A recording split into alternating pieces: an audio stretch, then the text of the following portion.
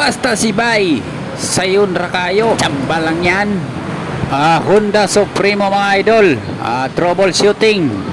Meron siyang signal light, malakas ang signal light, tapos headlight malakas, malakas din ang busina. Pero ang problema nito mga idol ay mawawala yung neutral light pag pinindot ko to. Yan mga idol ang problema nitong Supremo, Honda Supremo. So sa ganitong problema mga idol, posibleng loose connection lang to mga idol. Una ay i-trace mo muna kung saan nag-umpisa yung dito ba sa switch o sa ignition switch. Pero para sa akin mga idol ay hanapin ko muna yung problema dito sa bandang battery. Kailangan lang mga idol meron kayong test light. Una ay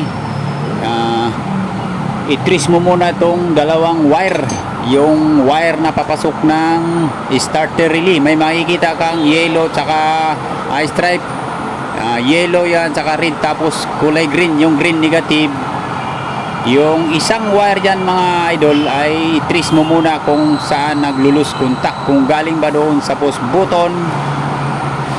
Pag umilaw yung test light yan, pag pinindot yan mga idol, walang problema yung push button at malakas naman yung ilaw, sigurado walang problema yung ayun mga idol, makikita mo malakas ang ilaw ng galing sa push button. Ibig sabihin solid yung papasok dyan sa wire na yan. Ibig sabihin yung ignition switch walang problema sa loose connection. Ang susunod mo naman na i-trace mga idol yung negative. Kailangan may supply yung negative, pero umiilaw din yung negative mga idol. Ang problema lang talaga nito idol, pag push button ay namamatay. Ngayon i-trace mo naman dito sa, subukan mo naman na i-recta yan ng starter relay mga idol para matrace mo kung pag gumana yan, ibig sabihin walang shortage sa bandang ilalim. Para matrace mo yung loose contact mga idol, kung galing ba sa wire harness or papasok ba ng starter motor ang problema, hugutin mo lang yung dalawang wire yan mga idol, socket. Yung socket na papasok ng starter relay ay dugtungan mo muna ng panibagong socket. Papasok yan sa starter relay yan mga idol Tapos yung dalawang wire ay isundot mo yan sa battery. Baliktaran lang yan, kahit saan mo isundot yan, basta tag-isa siya sa bawat poste. Pag nag-react ng malakas yung starter relay, ibig sabihin walang problema yung starter relay tsaka starter motor. Ang may problema yung wiring. Ibalik mo yung isang socket, tapos i-test mo yung dalawang wire, yung green tsaka yung yellow, at tsaka may red, tapos pindutin mo yung push button. Kapag umilaw yung test light, ibig sabihin buo rin ang linya ng starter button.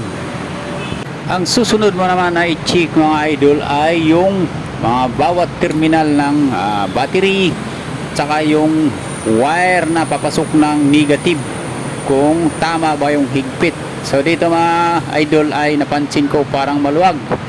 Yung pala loose thread pala to mga idol, kaya nag loose contact. Ito lang pala ang problema mga idol, kaya ito ilipat ko lang dito sa kabila kasi loose thread na pala tong tools na yung bolt dito mga idol. Ilipat ko dito sa 8 mga idol para matrace na natin kung wala na problema. Ngayon mga idol, subukan na natin kung yun lang ba ang problema. Okay, alright. Okay, subukan na natin kung nawala na ba talaga ang loose connection.